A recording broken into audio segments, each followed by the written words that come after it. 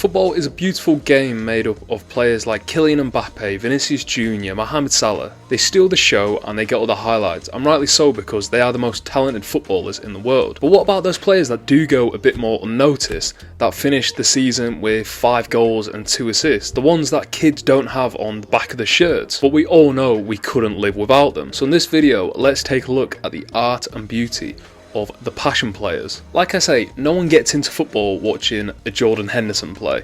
You get into football watching the Yoga Benito ads.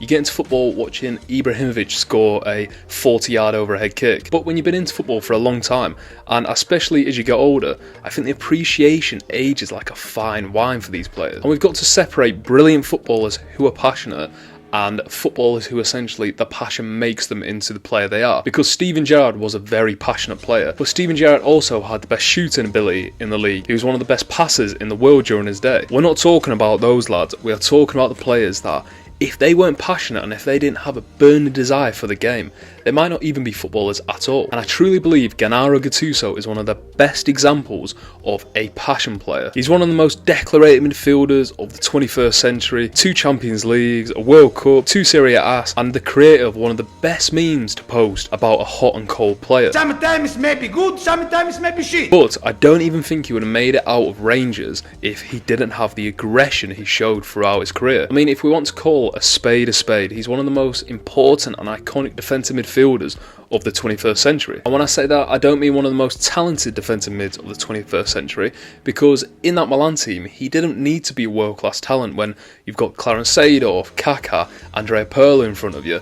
He needed to be exactly what he was, and that was essentially a general in midfield. If you went through Andrea Pirlo, then you've got Gattuso going straight through the back of you and essentially adding to the fire in the game. Players were scared to play against that midfield because you're playing against the world-class talented midfielders, and then if you finally can get the ball off them, then you've got Gattuso charging you down, and if he didn't get the ball, he was definitely getting the man. I mean, he wasn't an average player, he was a great player, he was a good passer, he was great at breaking the play up, but I do believe he's a player that you could argue he needed to rev himself up to play well. There's even clips of the times where Maldini literally is trying to calm him down because he's so angry in a game. Yes, sometimes it did spill over into arguments, fights, yellow and red cards, but I can guarantee that AC Milan team of the 2000s would not have been the same without Gattuso. And I do think there's a fine line with these players, because a lot of the times passion disguises itself as essentially a lack of discipline, or if you want to be really basic about it, a grown man who can't control his emotions on a football pitch. I'd argue someone like Antonio Rüdiger is a player who can control his passion in a game, and yes, it might spill over a few times, but I think Rudiger really channels his aggression, his passion, his work ethic, and it helps him be a better player. But an example where I believe passion actually held someone back was Granit Xhaka. Granit Xhaka was an excellent player. We used to see him for Switzerland, you know, when they beat France and so on, that the man was pinging 40-yard passes across the pitch. The man was scoring screamers after screamers. He looked world class. I mean, it's one of the reasons why Arsenal paid so much money for him. But then in a game where someone would breathe in his general direction when he was on an off day, then he'd just go through them, and it was like against Man City he got sent off. And it's silly because, yeah, you might look cool in front of the fans if you snap Heung-min Son in a game and then all the fans go mad, but then Arsenal are down to 10 men and essentially are at a disadvantage. But when you watched him, and I think in his final season for Arsenal, when he finally somewhat controlled his aggression, then he was a much better player and he nearly helped him win the league. And as we can see with Bayer Leverkusen now, I don't watch too much of them, but I can guess he's probably calmed himself down a bit from his early days at Arsenal. If we're talking about defenders, it has to be Jamie Carragher. Jamie Carragher was the ultimate passion player. Even himself would admit it, that he wasn't the most talented footballer out of his generation. I mean, if you compare him to the England defenders during his time, Rio Ferdinand, John Terry, Sol Campbell, Ledley King, I mean, even players like Phil Jagielka, a Jonathan Woodgate, a Matthew Upton even, they were all, you could argue, more talented players than Jamie Carragher.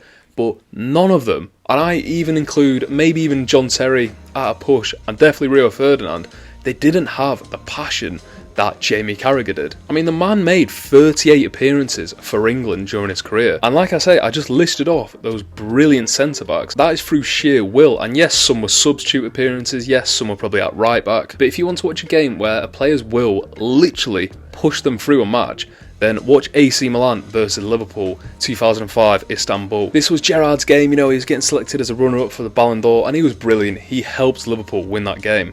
But in the final stages, it was Jamie Carragher who's clearing the balls off the line, running through cramp. I mean, he was on his last legs in that game, but he kept on going. And I love it because it was the polar opposites of all these superstar players from Europe and South America, compared to a lad from Bootle who, yes, also was a brilliant player, but nowhere near the talent of a Maldini, a Cafu, a Jaap Stam. But he would not let Liverpool concede in the last minutes of the game. I think it's tough with strikers because if you don't have the natural ability, I think you either need to be really quick or really strong or tall or both to be a pretty good striker. I think we could see it with someone like Jamie Vardy. Jamie Vardy, again, is one of the best examples of a passion player. He dragged himself up from non-league, from Fleetwood, and put himself into Leicester and became one of the best goal scorers of the 21st century in the Premier League. I mean, passion, Red Bull and hair gel was all that he needed, really, and he won Leicester a league. It was brilliant because he never gave a defender a second's rest. If they were not up to it that day, then regardless if Jamie Vardy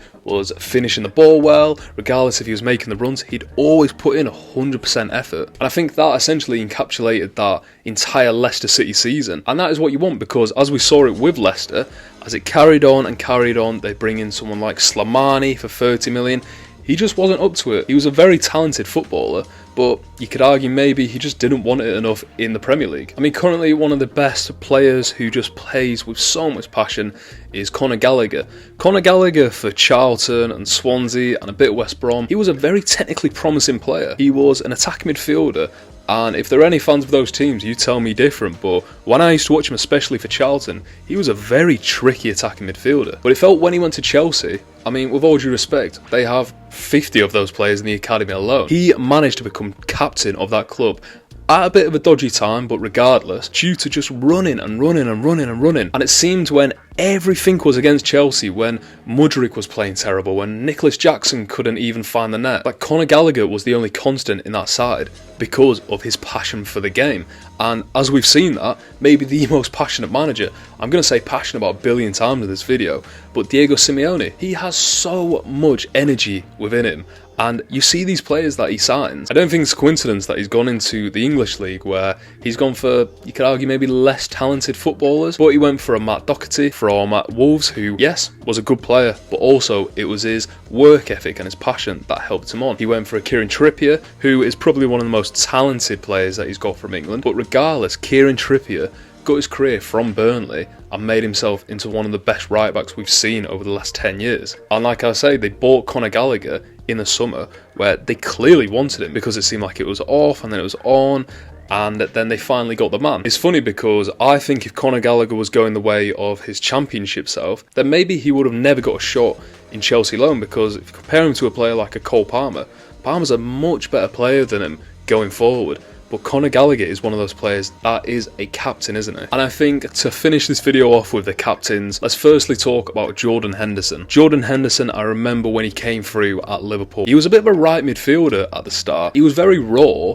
but it didn't really feel like he was going to amount to a great career at Liverpool. However, I think eventually, as he kept on working, and everyone goes on about his work ethic, and I think how he's helped Trent Alexander-Arnold, how he's helped Mohamed Salah. Again, I don't want to overuse it, but he's willed a career into existence at Liverpool. There were many midfielders that went in and out of Liverpool during his time there, but again, he was the only constant. And it is funny because I remember in the 2021 season when Jordan Henderson got pulled out of that Liverpool midfield to get put in centre-back due to Fabinho and Matip and Van Dijk's injuries. That midfield was wide open. They took Fabinho out, it was very open, but once Jordan Henderson and once his legs left that midfield, then it was completely free game for the other team. And I do think he has helped Trent Alexander-Arnold and Mo Salah's career by being that constant energizer. But to carry on with captains, is there a better Premier League captain who also encapsulates just passion and being the art and beauty of a passionate player than Roy Keane? It doesn't matter if I don't really like him as a pundit, I can respect him maybe even more than any other Premier League player. Yes, I bet he rubbed people the wrong way sometimes. Yes, we all know about that MUTV interview that never got aired, but again, you can see the respect his contemporaries had for him during his time there. And yes, Roy Keane was a brilliant player without his passion, without his anger. It spiralled him into a world-class player. He might have just been a fairly good player at Nottingham Forest, and he might have never moved to Man United without that. But as we've seen with so many of these players, he took some decent ability and he raised it into a world-class career. Whereas a lot of the time, some people have world-class ability, no passion, no work ethic, and it results in absolutely nothing. The only thing with these passion players is that once your legs go, then essentially your career is pretty much over. Jordan Henderson at the moment, what's he doing? I mean, I know he's still at Ajax, but we saw it when his legs were going at the end of his Liverpool career. He just wasn't really good enough anymore. And unfortunately, that is why a lot of these players retire fairly early, or at least the careers start dwindling out fairly early. As I talked in a previous video, the unathletic midfielders video, that they were able to prolong the careers because they were so talented. Whereas, as we saw with Gattuso, as we saw with Roy Keane even, that once Roy Keane turned about 34, 35, Man United didn't really want much to do with him. Of course, there was more to it at the time, but again, it wasn't like his career carried on by going to Barcelona or going to Real Madrid. But let me know what you think of passion players. Let me know who your favourite player of this genre is. If you could leave a like on the video, if you could leave a comment like I say, and if you could subscribe to the channel, that'd be brilliant. But thanks for watching.